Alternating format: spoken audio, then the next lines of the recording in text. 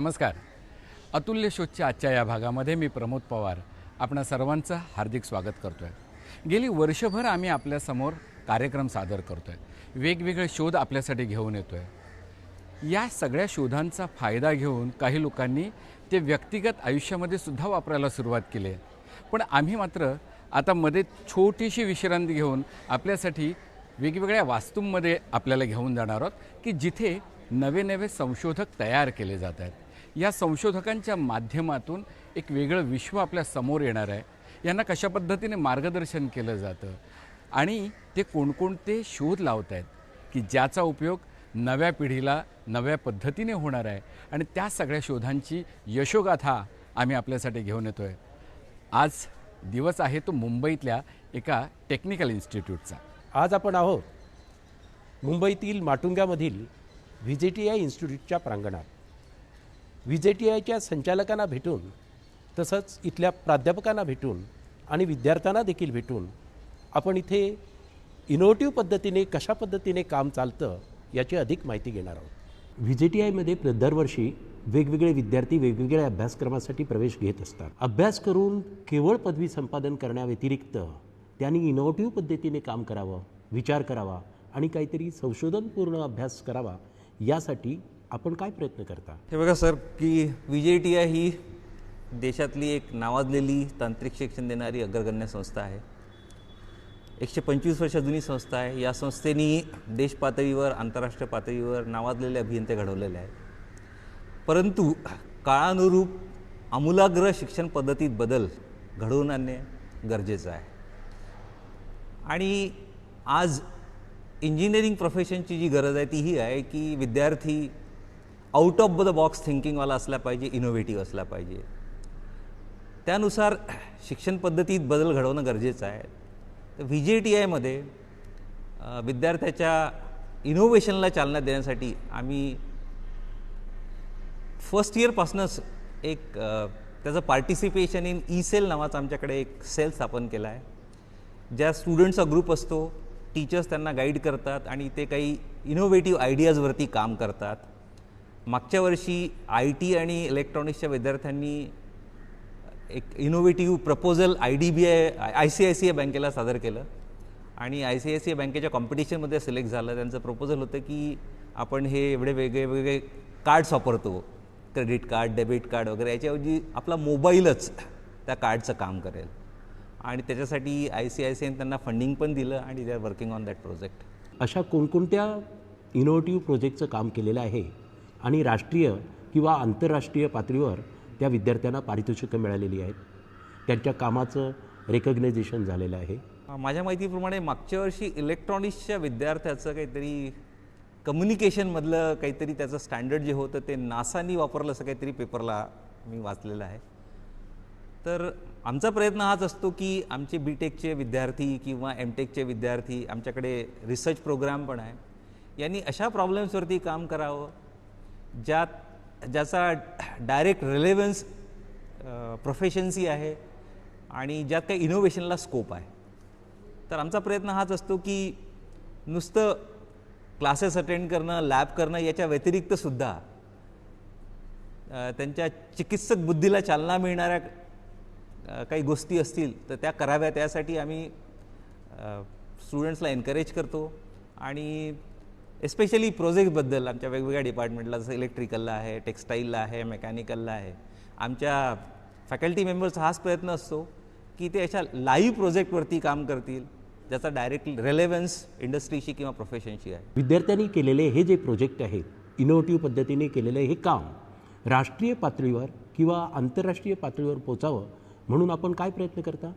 बघा, आमचे जे BTechचे स्टुडंट्स आहेत त्यांना आम्ही पार्टिसिपेशनला एनकरेज करतो. जशी रोबो कॉम्पिटिशन वगैरे होते IIT लेवलला, आम्ही त्यांना पार्टिसिपेशनसाठी एनकरेज करतो.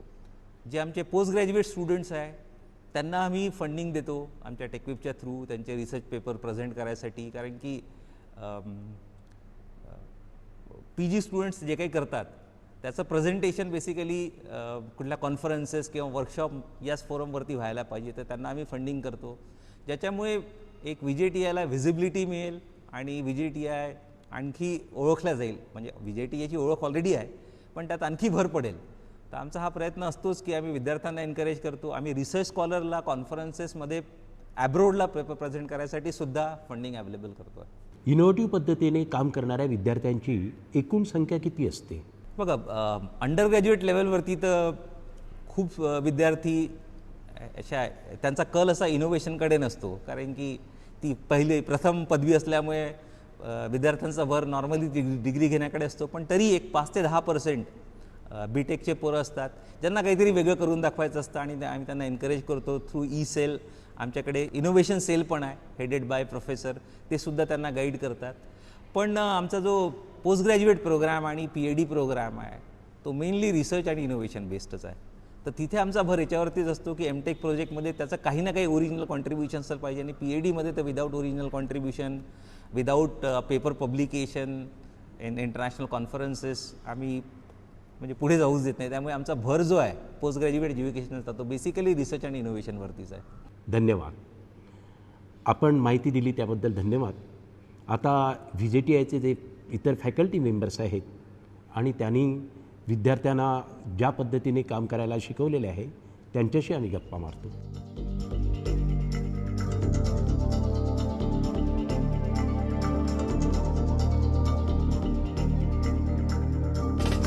नमस्कार. नमस्कार, स्वागतम. आपण इथे प्रोफेसर म्हणून काम करता. हां, मी प्रोफेसर आहे. आपलं नाव? मंगळवेडेकर. तर विद्यार्थ्यांनी केलेल्या प्रोजेक्टविषयी आपण आम्हाला माहिती देऊ शकाल? हो, देऊ.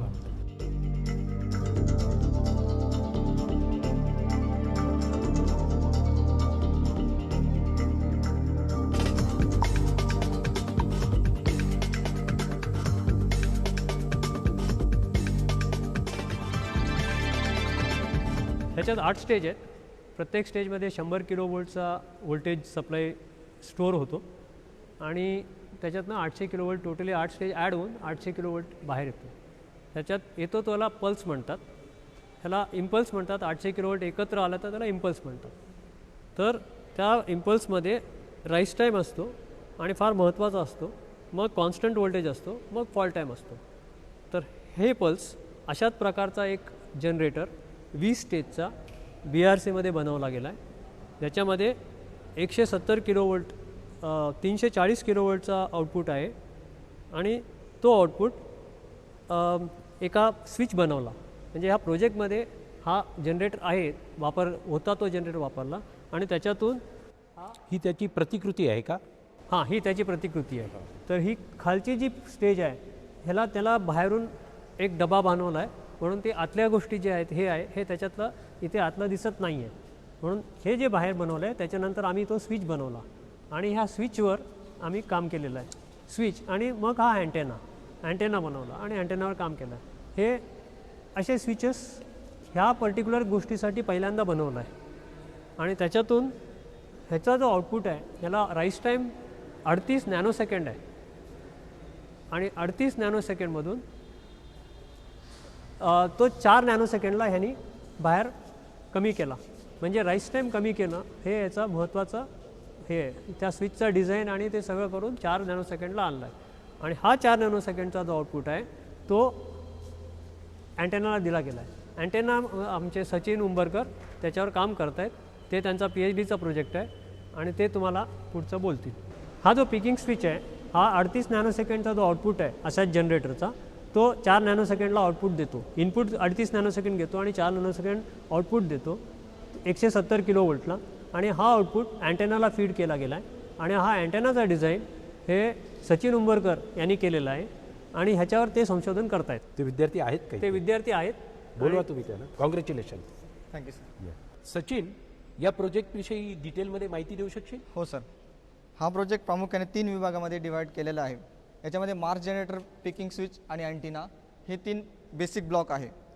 तर मार्स जनरेटर ही सरांनी आत्ताच एक्सप्लेन केल्याप्रमाणे ही मार्स सिस्टीम पूर्ण याच्यामध्ये मर्ज केलेली आहे, याच्यामध्ये भरलेली आहे आणि त्यानंतर मार्स जनरेटरवरनं जो पल्स येतो तो पिकिंग स्टेजला देऊन त्याच्या थ्रू अँटिना थ्रू रेडिएशन केलं जातं. तर हा अँटिना डिझाईन आणि त्याचं एक्सपेरिमेंटल मॉडेल हे या चित्रीकरणामध्ये दाखवलेलं आहे. तर या सिस्टममधून जे काही पल्स येईल ते अर्धांकीन असले म्हणजे हा मोनोपोल अँटिना टाईप यूज करून तो अँटिना रेडिएशन झोनमध्ये सेट केला आहे आणि त्या अँटिना थ्रू 15 मीटरपर्यंत आणि 50 मीटरपर्यंत आम्ही त्याची रेडिएशन मेजर केले. तर ही पल्स आम्ही मेजर केली ती 15 मीटर डिस्टन्सवरती अँटिनाच्या सिस्टमपासून. त्या ठिकाणी आम्हाला 13 kV पर मीटर एवढी पल्स इंटेन्सिटी मिळाली. या प्रोजेक्टचा प्रामुख्याने उपयोग हा वॉटर शुद्धीकरणासाठी, पाणी शुद्धीकरणासाठी, तसेच इलेक्ट्रॉनिक्स वस्तूंची स्ट्रेंथ वाढवण्यासाठी आणि मेडिकल इक्विपमेंटमध्ये केली जातो. तसेच शरीरच्या केसामध्ये कॅन्सर, कर्करोग व इतर रोगांच्या निदानासाठी पण केला जातो. याविषयी माहिती देऊ शकाल? हे काय आहे? हे पल्स ट्रान्सफॉर्मर आहे. हे वेगळ्या पद्धतीने पल्स तयार करण्याचा ट्रान्सफॉर्मर आहे. आपला विजेचा जो नॉर्मल ट्रान्सफॉर्मर असतो 22 किलो वोल्टचा 415 वोल्टला घेऊन येतो, तसा आपल्या MSCBमध्ये वापरतात त्या पद्धतीचा हा वेगळा ट्रान्सफॉर्मर इथे पल्ससाठी तयार करण्यात आला आणि ह्याच्यावर संशोधन केलं आम्ही आधी. आणि ह्याच्यात बांद्राचे पॉलिटेक्निकचे प्राचार्य प्रोफेसर तास्कर यांनी यांचं संशोधन केला. 22 MTechच्या विद्यार्थ्यांनी संशोधन केलं ह्याच्यावर. आणि ह्याच्यात 40 किलो वोल्ट, 10 amps आणि 1.5 मायक्रोसेकंड, 1.5 मायक्रोसेकंड ह्या राईस टाईमचा पल्स ह्याच्यात तयार करण्यात आला. हा खूप 7-8 वर्ष ह्याच्यावर आम्ही काम केलेलं आहे. आणि ह्याद्वारेसुद्धा ही दुसरे माध्यम आहे ज्यांनी पल्स तयार करता येतात. असे पल्स तयार करणारे वेगवेगळे इक्विपमेंट्स आहेत, त्यांनी करता येतात. याचा ॲक्च्युअल उपयोग कसा काय होतं आणि इम्प्लिमेंटेशन कशा पद्धतीने केलं जातं? ह्याचा उपयोग जेवढा पल्सचा राईस टाईम कमी होतो तेवढे तुम्हाला हाय फ्रिक्वेन्सीचा वेवफॉर्म मिळतो. आणि हा हाय फ्रिक्वेन्सीचा वेवफॉर्म इलेक्ट्रोमॅग्नेटिक रेडिएशन्स तयार करतात. ह्या रेडिएशन्सनी आपल्याला 4 प्रकारचे बीम्स तयार करता येतात. Laser beam, plasma beam, electron beam, ion beam असे वेगवेगळ्या प्रकारचे बीम तयार करतात. आणि ह्या बीम्सचे वेगवेगळ्या पद्धतीने उपयोग करता येतो. ह्याच्यात इलेक्ट्रोमॅग्नेटिक वेल्डिंग करता येतं, म्हणजे 2 मेटल्स म्हणजे कॉपर, तांबा आणि पितळ ह्याचा वेल्डिंग करता येईल. तांबर आणि ॲल्युमिनियम याचा वेल्डिंग करता येईल. आणि ह्याला हीटलेस वेल्डिंग म्हणतात, कारण त्याला उष्णता नाही आहे, फक्त इलेक्ट्रोमॅग्नेटिक रेडिएशननी ते वेल्डिंग करता येतात. हा एक आहे. त्याच्यानंतर डायमंड कटिंग करता येतो. मग ह्याचा मेडिकल इलेक्ट्रॉनिक्समध्ये खूप मोठ्या पद्धतीने उपयोग होतो, कारण प्रत्येक बीम जो आहे फार कमी दाबाचा पेशंटला देऊन ते कॅन्सरसाठी आणि वेगवेगळ्या रोगासाठी, CT स्कॅनसाठी वापरले जातात. त्याच्या व्यतिरिक्त सांडपाणी आहे, त्याच्यात सांडपाणीचा चांगलं पाणी करण्यासाठी पण ते वापरलं जातं. आपलं जेवणाचं जे अन्न आहे, अन्नातसुद्धा इरेडिएशन करतात ते प्लाझ्मा बीम्सचे. आणि त्या प्लाझ्मा बीमचे इरेडिएशन केल्यामुळे त्यातले कीटक भरून जातात आणि हे खूप वर्ष राहतं हे अन्न. तर असे वेगवेगळ्या पद्धतीने ह्याचा उपयोग करता येतो. असे एक 20-25 ॲप्लिकेशन्स आहेत ज्याला हे असे पल्सेस आणि पल्स ट्रान्सफॉर्मर्स आणि पल्स सिस्टम्स वापरले जातात. हे अत्यंत आधुनिक शोध आहे आणि बरेच देशात त्याच्यात बराच प्रगती झालेली आहे. आपल्या देशातही बरंच काम चालू आहे वेगवेगळ्या लॅबोरेटरीजमध्ये, गव्हर्नमेंटच्या CSIR लॅबोरेटरीजमध्ये विशेषतः वेगवेगळ्या कॉलेजेसच्या बरोबर वेगवेगळ्या पद्धतीने कामं चालू आहेत. ह्याचा स्कॅनिंगला पण वापरतात, म्हणजे कार्गो स्कॅनिंगला वापरतात, अशा एअरपोर्टमध्ये स्कॅनिंगला वापरतात, सिक्युरिटीला वापरला जाता. तर अशा बऱ्याचशा गोष्टीत वापरला जातो. हा आपल्याकडेच केला गेला की परदेशात सुद्धा पहिल्या प्रथम केला गेला? काय नाही, हे पहिल्या प्रथम परदेशात केला गेला होता आणि फारच महागडं वस्तू होतं म्हणून ते घेता आलं नाही. तर हे कसं काय केलं हे करण्यासाठी हा संशोधन इथे केला. म्हणजे हे आधी झालेलं आहे, आता आम्ही त्यांच्या लेवलला अजून आलेलो नाही, पण आता त्याचा प्रयत्न चालू आहे. पण हे कारण हे आम्ही जे केलं हे इकडे मिळणारा 800 रुपयाचा फेराइट कोरवर आम्ही हा ट्रान्सफॉर्मर बनवला. पण तिकडचा एक कोर त्याचा किंमत कमीत कमी त्यावेळेला मी जेव्हा चालू केला 2004मध्ये, तेव्हा त्याची किंमत जवळजवळ 1 लाख 1.5 लाखाचा कोर होता. पण तो कोर मिळत नव्हता आपल्याला हिंदुस्थानात. पण तरी आम्ही ह्याच्यात संशोधन केलं. पूर्ण करण्यासाठी किती वर्ष कालावधी गेला? आम्हाला 6 वर्ष लागली. ह्या प्रोजेक्टचे प्रेझेंटेशनसाठी मी VGTIच्या आणि भाभा अनुसंधान केंद्र यांच्या फंडिंग थ्रू सन फ्रान्सिस्को कॅलिफोर्निया येथील pulse power plasma science IEEE कॉन्फरन्ससाठी गेलो होतो. तिथे मला ह्या प्रेझेंटेशनसाठी जागतिक लेवलला रिस्पॉन्स भेटला. त्यावरनं बऱ्याचशा युरोपियन आणि जर्मन कंट्रीजच्या आणि US मधल्या कॅलिफोर्निया इन्स्टिट्यूट ऑफ टेक्नॉलॉजी येथील जॉन प्रोफेसरांनी रिस्पॉन्स दिला. याचे काम पुढे चालू ठेवावं असं त्यांनी मला प्रोत्साहित केले. आणि त्याचप्रमाणे DV गिरी हे भारतातील IISc बँगलोरमधून पासआउट झालेले विद्यार्थी, आता सध्या 35 वर्षापासून अमेरिकेमध्ये असलेले सरांनी मला याच्यासाठी पुढे काम चालू ठेवावे व हे कार्य अतिशय मौल्यवान आहे व याचा उपयोग अशा प्रकारे याचा उपयोग वेगळ्या प्रकारे करू शकता यासाठी प्रोत्साहित केले.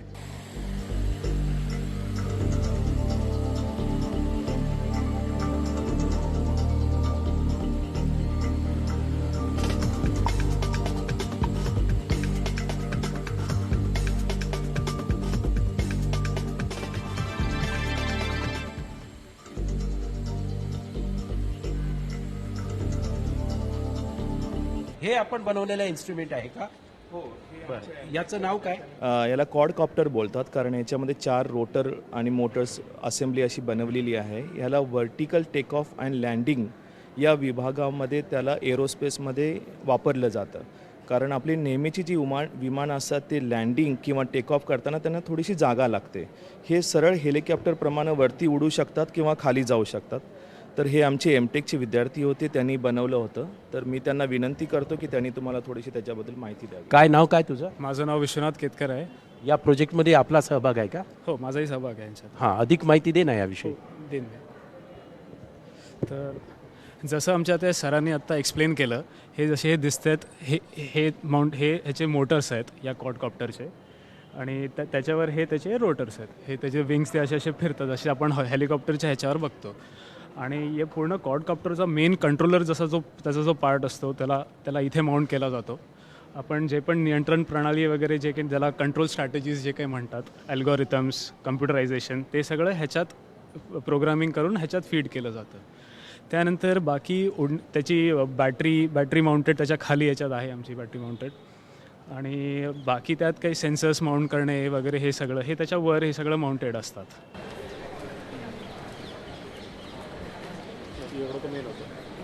हां, जसं आपण हे करतो आपल्या मोबाईलमध्ये GPS वगैरे असतो, तर आपल्या मोबाईलनी कसं पूर्ण दुनियात कुठे पण आपण जाऊन आपला मोबाईल ट्रॅक होऊ शकतो. तसंच हे एक GPS मॉड्यूल इथे दिलं आहे. ह्याच्याने पण पूर्ण दुनियामध्ये हे क्वाडकॉप्टर कुठेही ट्रॅक करू शकतो आणि पूर्ण दुनियामध्ये सपोज त्याची उडण्याची कॅपेबिलिटी असेल तर तिथे जाऊन उडू शकतो. म्हणजे याला असं पण प्रोग्राम करू शकतो की तो पुणे मुंबई ट्रॅव्हल करेल, सपोज बॅटरी तेवढं हे करेल तर, कारण की पूर्ण त्याच्यामध्ये कॅपेबिलिटी आहे उडण्याची. बाकी याच्यामध्ये कसं असतं, हे हे फॅन्स आहे. आपण विचार करतो की 4 फॅन आहेत, 4 चालू केले की ते उडेल, पण ह्याच्यात तसं नसतं. ह्याच्यात कॉम्प्लेक्स मॅथमॅटिक्स आपण इन्व्हॉल्व करतो. का? कारण की हे सीसॉसारखं काम करतं. हे असं होऊ शकतं किंवा असं होतं. मग ह्याला स्टेबिलाइज करण्यासाठी आपण इथे कोडिंग केलं असतं. कोडिंग किंवा अल्गोरिदम्स चालवतो. त्या अल्गोरिदमनी हे सगळं कंट्रोल होतं आणि ह्याच्यावर अजून हे करून त्याला स्वतःचं डोकं देऊन इकडे तिकडे चालवू शकतो. याचं फंक्शन कशा पद्धतीने चालतं?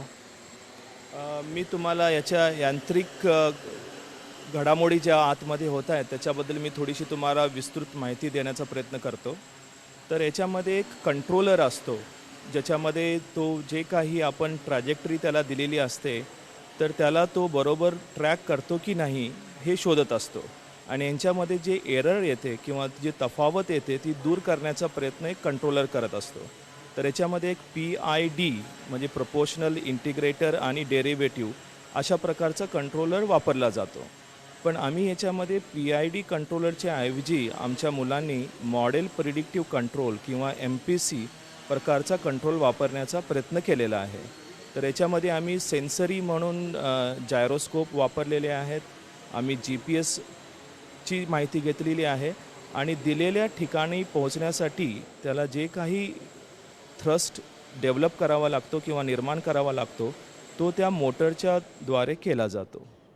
या अशा प्रकारच्या संशोधनाला आपल्याला कुठे मान्यता वगैरे मिळाली आहे का? आमच्या मुलांनी केलेल्या संशोधनाला राष्ट्रीय आणि आंतरराष्ट्रीय दोन्ही ठिकाणी परिसंवादासाठी त्यांना बोलवण्यात आलं होतं. आणि मागच्याच महिन्यामध्ये defence research and development organisation ही जी पुण्याला आहे तर त्याच्यामध्ये आमच्या मुलांनी 2 रिसर्च पब्लिकेशन किंवा पेपर हे त्यांच्यासमोर प्रेझेंट केले होते. तिथे जगभरातून रोबोटिकच्या क्षेत्रातले वेगवेगळे ख्यातनाम जे लोक आहेत ते आले होते आणि त्यांच्यासमोर आमच्या मुलांनी त्याच्या बाबतीत जे केलेलं आहे संशोधन ते सादर केलं होतं.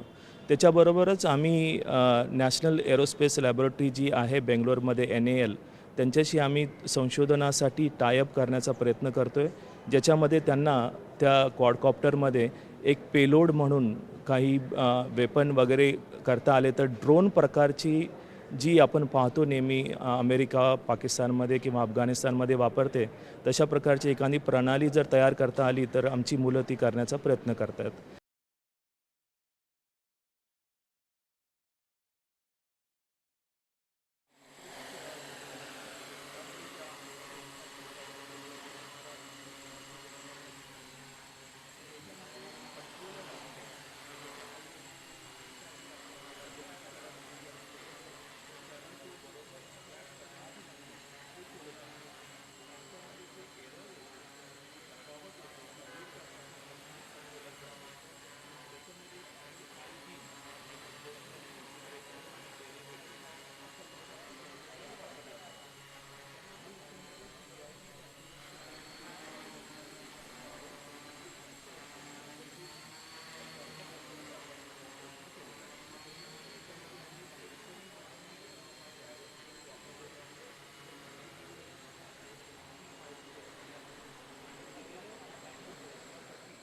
Wonderful, very wonderful. Congratulation and all the best for your future project. तुम्हाला पण आम्ही आमच्या ग्रुपच्या थ्रू धन्यवाद देऊ इच्छितो, कारण जेव्हा केव्हा हा प्रोग्राम टेलिकास्ट होईल तेव्हा आमची इच्छा इतकीच आहे की बाकीच्या मुलांनी देखील यांच्याकडून प्रेरणा घेऊन काहीतरी नवीन करण्याचा प्रयत्न करावा, आणि त्यासं आम्ही तुम्हाला थँक्यू, धन्यवाद देतो आमच्या ग्रुपच्या तर्फे. आणि असंच आमच्या प्रकल्पाला प्रोत्साहन देण्यासाठी तुम्ही वेळोवेळी यावं अशी आम्ही तुम्हाला रिक्वेस्ट करतो, विनंती करतो. धन्यवाद. आम्ही अतुल्य शोध हा कार्यक्रम अशासाठीच करत असतो, इनोव्हेटिव्ह पद्धतीने जे विद्यार्थी किंवा जी माणसं काम करतात त्यांना प्रकाशझोतात आणण्यासाठी. धन्यवाद. तर रसिक हो, सह्याद्री वाहिनीवरचे कार्यक्रम कसे वेगवेगळ्या पद्धतीने तुम्हाला माहिती देण्यासाठी सज्ज असतात याचा अनुभव आपण घेतला असेलच. या अतुल्य शोधमध्ये आपण VJTIच्या तरुण मुलांनी लावलेले काही शोध आणि त्याचा आपल्याला होणारा फायदा याचीही कल्पना आली असेल. पण त्याचबरोबरीने आजचा कार्यक्रम संपवण्यापूर्वी महत्त्वाचा भाग म्हणजे प्रश्न. आणि हा प्रश्न असणार आहे की तुम्ही मगाशी तो कार्यक्रम नीट पाहिला असेल तर बघा, आपण विमानं उतरताना कसे बघतो की विमानं अशा पद्धतीने उतरतात आणि चढताना सुद्धा अशा पद्धतीने चढतात, बरोबर. आकाशात झेपावतात. पण यांनी शोध लावलेलं विमान मात्र हे सरळ उडतं आणि आपल्याला हवे त्या दिशेला घेऊन जातं. आणि निव्वळ घेऊन जात नाही तर तिथला नकाशा, तिथे काही लपून बसले आहेत का, अशा पद्धतीने पोलिसांसाठी किंवा नकाशे बनवण्यासाठी वेगळ्या पद्धतीने मदत करतं. तर त्या विमानाचं नाव काय, हा आजचा प्रश्न आहे. मित्रांनो, प्रश्न ऐकलात, लवकरात लवकर त्याचं उत्तर आमच्यापर्यंत असेल, त्याच्यातून काही चांगलं निर्माण होणार असेल आणि ते समाजासाठी फायद्याचं ठरणार असेल तर आमच्यापर्यंत लवकरात लवकर पोहोचवा. त्याची दखल आम्ही म्हणजे आमचा हा कॅमेरा निश्चितच घेईल.